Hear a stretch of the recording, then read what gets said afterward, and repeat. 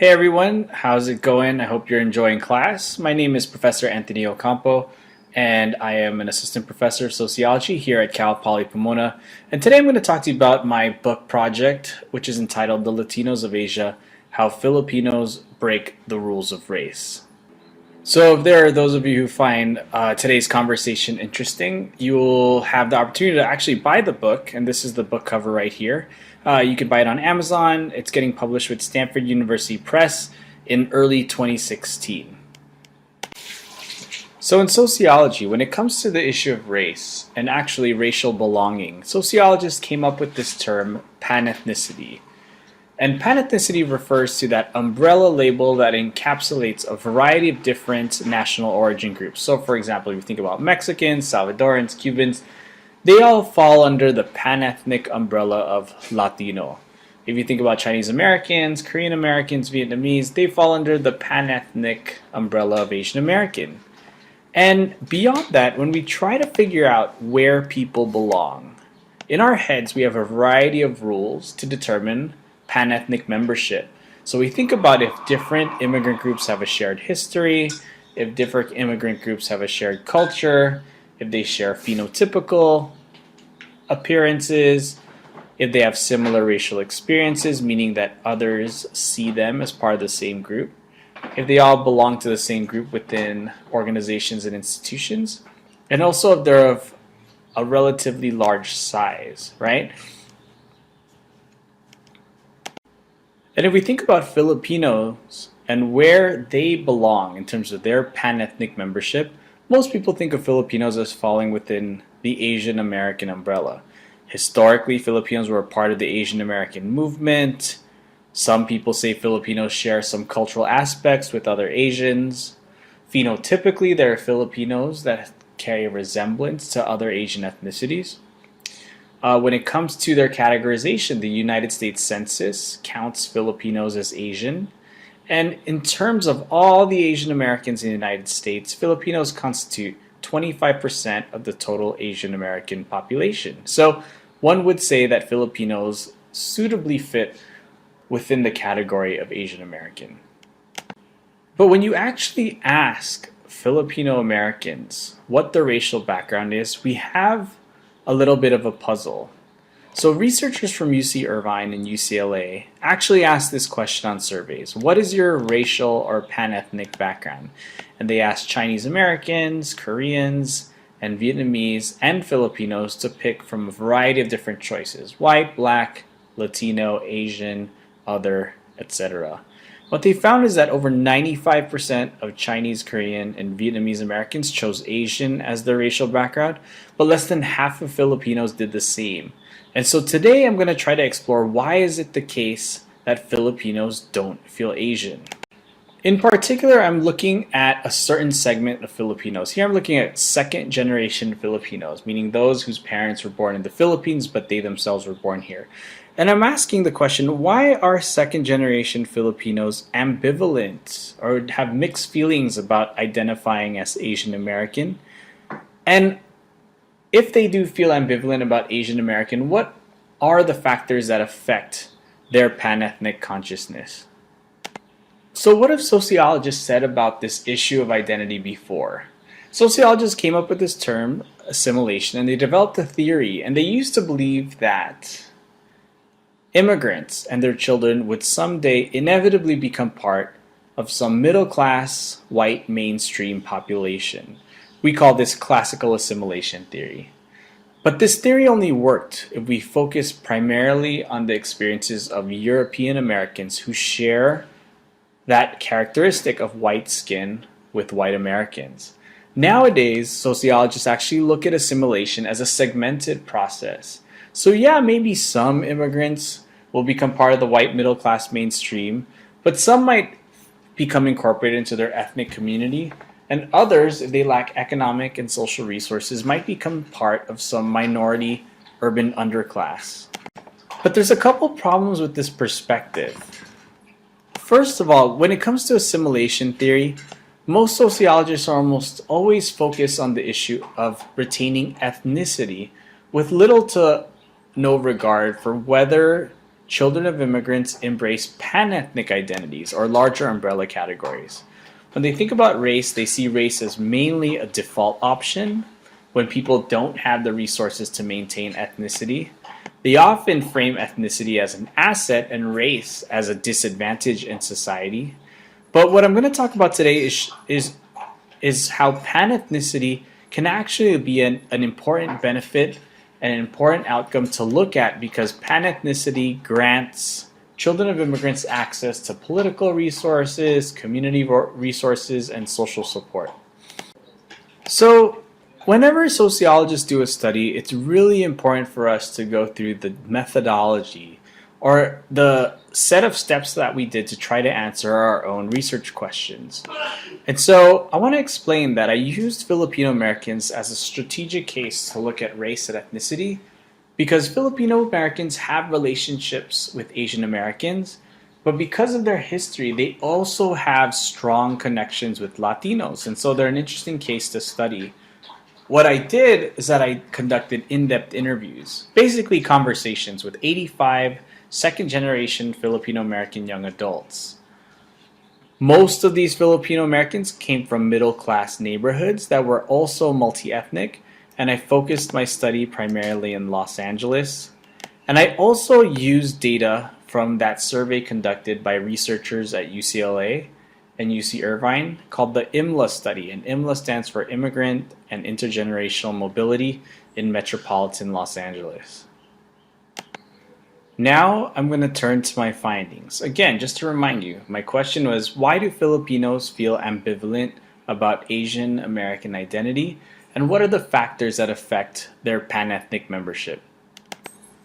What I found is that if you actually change the question ever so slightly, so instead of asking what is your racial background and asking people to choose from a set of different categories, if you ask them which group do you feel closest to, what I found is that Filipinos said they feel somewhere in between Asians and Latinos, meaning there were certain moments in their lives when they developed a sense of we-ness with Asians, but there were other moments in their lives where they developed a sense of commonality with Latinos.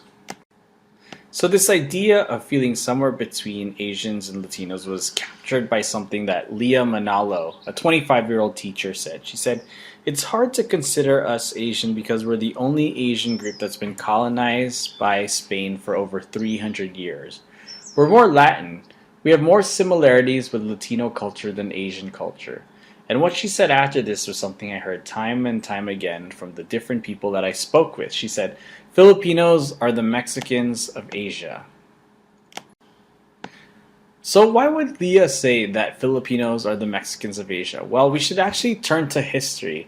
If you look at the history of the Philippines, what a lot of people don't know is that Philippines was colonized by Spain, first of all.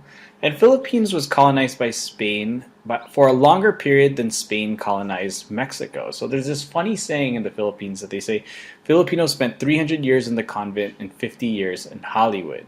And the reason is that there are so many cultural residuals that have emerged because of the Spanish colonial period, but also the subsequent American colonial period. So the Spanish colonialism brought Spanish words into Filipino languages. They introduced Spanish surnames, so a lot of Filipinos that you meet, they have last names like Gonzalez, Rodriguez. And the religious landscape of the Philippines is very much like Latin America. 80%, more than 80% of Filipinos in the Philippines and living in the United States identify as Roman Catholic. So in the early 20th century, the Americans took over the Philippines. And what the Americans did is they made English a national language of instruction.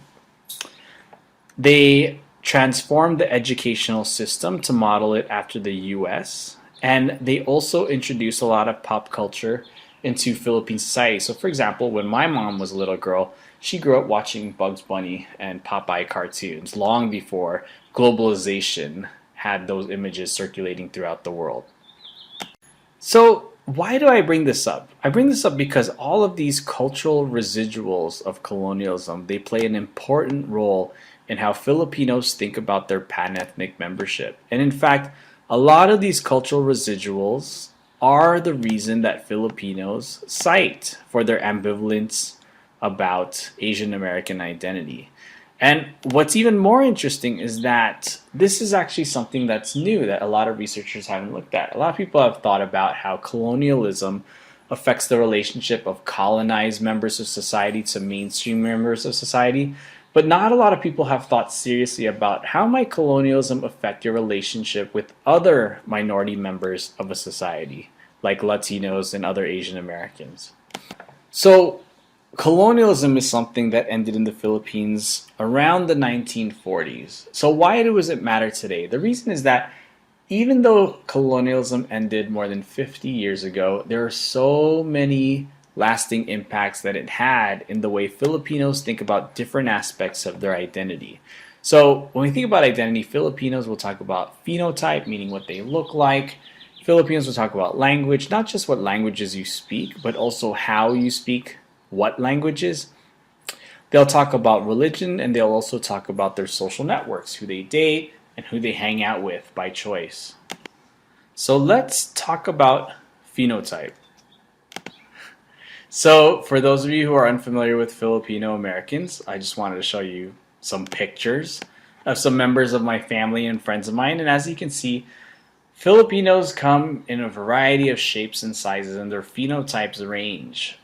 Some Filipinos look like East Asians, while other Filipinos are commonly mistaken to be Latino or some other group within Latin America. And phenotype mattered a great deal to some of the Filipinos I spoke with. It was actually kind of like a litmus test for determining whether they felt really part of the Asian American community. Angie, a 21-year-old sales associate that I met, she said, there's some Filipinos who have Chinese blood, and they have more of that Asian look. I guess it's more convenient for them to say they're Asian because others can't tell. But me, I don't look Japanese or Chinese, so I can't do that. I have dark skin and don't have slanted eyes. So sometimes what you look like is a matter of your surroundings. Some people joke that we're all kind of racial chameleons, meaning what color you are depends largely on the social context surrounding you. So this is something that was illustrated by my conversation with Caesar, a hotel manager who's 23 years old. He said, if we're in a Hispanic place, people assume I'm Mexican. Actually, it happens a lot to Filipinos, especially to my cousin. He just looks Mexican, but he's Filipino.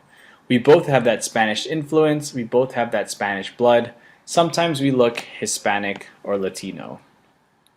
What's funny about Caesar's comment is that if you actually look at this issue of racial mixing from a technical standpoint, there wasn't a lot of intermingling between the Spanish and Filipino natives. But in conversations, Filipinos will commonly bring up this idea of racial mixing to explain why they don't look like other Asians. And so it kind of becomes this self-fulfilling prophecy in their conversations with other people. So another arena of panethnic identity that we can think about is language. So I'm sure some of you might know of this show called The Fresh Prince of Bel-Air, where people joked that Carlton was quote-unquote white because of the way he spoke. Or I'm sure some of you have heard people say, oh, they're not really Latino or really Mexican because they don't speak Spanish, right? And so language, you can see, is really closely related to identity. So when you ask people, which group do you feel closest to? When you ask this question to Filipinos, a lot of them said Latinos, and they cited this overlap between Spanish and the Tagalog language. Closely tied to language is also names. So people talked about, oh, we're kind of more like Latinos because we have Spanish surnames. And then they talked about bilingualism as well. Their experience with being able to speak or not speak two languages became a litmus test for Asian American identity. So in Los Angeles, Filipinos grew up in neighborhoods where there was a strong presence of Latinos. And so on an everyday basis, they could hear these conversational words that were said in both Spanish and Tagalog and have the realization that, hey, there's a lot of words that overlap in both languages. So things like table, fork, and spoon are the same in both languages. Mesa, tenedor, cuchara. The days of the week are the same. Lunes, martes, miércoles. Clothing items like pants is pantalones. Shoes is zapatos. Shirt is camiseta. Daily activities like work is trabajo, the same in both languages. And so this is important because oftentimes you can use this linguistic similarity to show closeness between the two groups, but also these everyday words became building blocks for Filipinos to develop more close, intimate relationships with other Latinos in the neighborhood. As noted, Filipinos talked about last names as being a central part to why they identify more closely with Latinos. So if you think about Filipino surnames, they have last names like Alvarado, De La Cruz, Gonzalez, Gutierrez, Rodriguez, Santos, Torres. With when they compare them to typical Asian last names, they would think of names like Chang, Chin, Cho, Lee, Win, Su, Yamashiro, and they'd think, hey, they have kind of different last names from us. If anything, Filipinos have last names that are very similar to Mexicans in the neighborhood. So when they went to school, Filipinos talked about how, hey, there's a Filipino kid with the last name Alvarado, but there's also a Mexican kid with the same name Alvarado. Hey, there's a Salvadoran kid whose last name is Gonzalez, and that's just like my cousin's last name, Gonzalez. Again, language is not just about actual words, but it's also about language experiences. And here I'm going to use data from that study conducted at UC Irvine, UCLA. So on this graph, you'll see three bars: a light yellow bar, a beige bar, and a brown bar. The light yellow bar refers to the percentage of Chinese mothers that speak English well. The beige bar refers to the percentage of Chinese fathers that speak English very well, and the darkest brown bar refers to the percentage of second generation Chinese that speak both Mandarin and English, or both Cantonese and English in the household. So as you can see, about half of Chinese mothers speak English well, about 60% of Chinese fathers, and 90% of Chinese Americans, the ones born here, grew up being bilingual. And that pattern is the same for both Koreans and Vietnamese. But when it comes to Filipinos, the patterns are actually reversed. We see that 90% of Filipino moms and dads speak English well, but only about half of them grew up in bilingual households. And this mattered because when I looked at the difference in identity patterns between Filipinos who grew up bilingual and those who did not, the Filipinos who grew up bilingual were significantly more likely to choose Asian as their racial background. So this was captured by something that Jen said when she described her very first Asian American Studies class. Ironically, people argue that Asian American Studies classes are supposed to cultivate a sense of common identity among different Asian groups. But what was weird is that it did the opposite for Jen. So she remembered on the first day of class that the professor asked them, what does it mean to be Asian American? And as Jen listened to the other answers, something kind of went off in her head. She said there was a difference between those who were Chinese and those who were Korean. It just felt different. A lot of their Asian American experiences were about language. They talk about their parents only being able to speak Mandarin or Vietnamese and having to be the mediator. That was the Asian American experience. I felt that wasn't the case for me. My parents speak English just fine. One of the other reasons that Filipinos talked about feeling a sense of commonality with Latinos and a sense of panethnic distance from other Asians had to do with religion. So again, Philippines is the only predominantly Catholic country in all of Asia. In fact, there's no other Asian society that has anything close to the religious landscape that the Philippines has. Japan and China, for example, has less than 10% Christian, let alone Catholic. But when you look at Latin America, the patterns are very similar to that of the Philippines, where over 80% of the people in the land are Roman Catholic. So the idea of Filipinos being the only Catholic Asian group, and their we'll call Orientalist stereotypes of Asian religions as being more about Eastern religions like Buddhism or Taoism, made Filipinos have a sense of distance with other Asian Americans. And in fact, They tended to connect Roman Catholicism, the religion that they grew up with, and they talked about how closely it was tied to both Filipino and Latino identity. So when I asked Inez, a 23-year-old graphic designer, I asked her, which group do you feel closest to? And she said, definitely Latinos. There's a lot of that strict Catholicism stuff.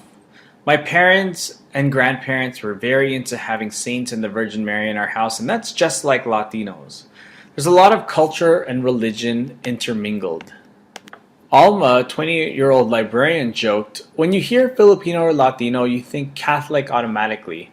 I don't think of religion when I think of Asians, or if I do, maybe I think of Buddha, but not Jesus or Mary. So Catholicism, when you thought about it as a binding mechanism between Filipinos and Latinos, I think of the story of Eileen. She met her fiance and introduced him to the family for the first time. And one thing that she said referred to the importance of religion. She said, we're both Catholic, and then immediately said, we're both family oriented. I think it helped break the ice between our families. Religion makes it easier for our parents. My parents told us that if he is at least the same religion, that would make it easier on the families and our relationship. So taking all these things together, phenotype, language, and religion, all of these kind of grease the wheels for Filipinos to develop closer social relationships with Latinos, both in terms of friendships and in terms of dating. They talked about these cultural residuals as also being cultural building blocks to develop close ties with Latino families, even those that were immigrants, and there were fewer cultural collisions. So there are many moments where Filipinos, they'd enter a Latino party or household and they would see things, whether it's food or visual displays of religion, think, hey, we're very similar. And that's very much something opposite that happened when they go to, say, their Chinese American or Korean friends' homes, where they'd see things that were completely outside of their previous experience. So one of the things that sociologists do to connect social relationships with identity is they look at intermarriage patterns. They look at who people are willing to marry. And sociologists generally argue that if people don't marry someone of the same ethnic background or national origin background, they're most likely to marry someone of the same panethnicity. And keep that in mind as I show you this data about the intermarriage patterns of different Asian Americans. In particular, I want you to focus on Filipino intermarriage patterns. So when Filipinos don't marry someone of the same ethnicity, what actually happens is that 1 in 5 marry someone, or 20% marry someone who's of Latino descent. That's significantly higher than the rates of intermarriage with Latinos for other Asian Americans. As you can see, less than 3% of other Asians marry someone who's Latino. And in fact, Filipinos are twice as likely to marry someone who's Latino than they are to partner with someone who's of another Asian ethnicity, which signals to us that, hey, maybe there's something going on in terms of the pan-ethnic closeness of Filipinos and Latinos. This idea of cultural closeness between Filipinos and other Latinos emerged in my conversation with Nelson. So Nelson was kind of this self-proclaimed ladies' man. And it was kind of funny that after our interview, he talked about feeling nervous about the woman he was dating. He said, I'm kind of nervous about the girl I'm dating. She's Vietnamese, so this is the first time I'm dating someone of a different race. And I thought this was weird because throughout the interview, Nelson actually referred to his last 2 girlfriends who were Mexican, so I called him out on it. And I said, wait, didn't you just say that your last 2 girlfriends were Mexican? And he looked at me as if I said something stupid, and he said, that doesn't count. Mexicans are the same as Filipinos. So why does all this matter? What I think about the relationship between Filipinos and Latinos, there's no umbrella term for that, right? In the same way you have Asian American, Latino. And so in my book, I talk about how that's actually a form of what I call colonial panethnicity, meaning that the bond was built by this historical relationship with colonial powers. And this is going to matter more and more as our American society becomes more and more Latinized. In places like LA, Latinos are slowly but surely becoming the new majority, and this is leading to the evolution of racial categories. Most of you don't know that the term Asian American, Latino, or Hispanic, those are new terms that emerged around the 1960s, but before that, most people didn't think of those groups as being part of the same people. And so, moving forward, in a place like California, it's going to be important to ask the question, are Filipinos becoming Asian or Latino? And what are the new, different panethnic possibilities and consequences of Filipinos being seen as very culturally similar to Latinos? What implications does it have for politics, social movements, their job market prospects, all different sorts of things? Let me give you an example. Over the past 10 years, there's been an emerging movement from undocumented immigrants, particularly undocumented students on college campuses. Together, they've created social support groups, they've created documentary films to try to educate the larger public about the unique challenges that undocumented Americans face in this country. Everything from the inability to get a driver's license to the inability to get financial aid for college. And one of the faces of the undocumented immigrant movement, arguably a social movement that is tied to Latinos in the United States, has emerged this leader, Jose Antonio Vargas, who has been on Time Magazine, he's been on Fox News and CNN, he's debated with the top journalists in the country, he's even won a Pulitzer Prize. He's become this figurehead for this social movement that has been closely associated with Latinos. Well, you know what's interesting is that Jose Antonio Vargas is actually from the Philippines.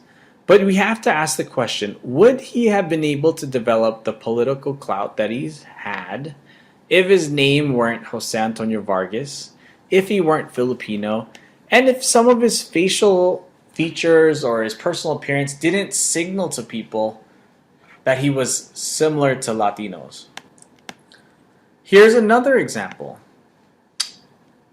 A few years ago, the Philippines experienced one of the worst typhoons in history, one of the worst natural disasters in recorded history. Thousands of people lost their lives in the Philippines. And in the Spanish language newspaper, when the reporter was trying to gain support for the Philippines, one of the things that the reporter did was he referred back to the shared history of colonialism that both Filipinos and Mexican Americans shared. And the reporter said, this is the hour of solidarity, that we have to help a people with whom we share both a history and a culture. Specifically, the newspaper said, it's time to show solidarity with a country and people with whom we share a past and a present. We must support. So here's an example of how that history of colonialism was deployed as a method to try to gain social support from a different ethnic community.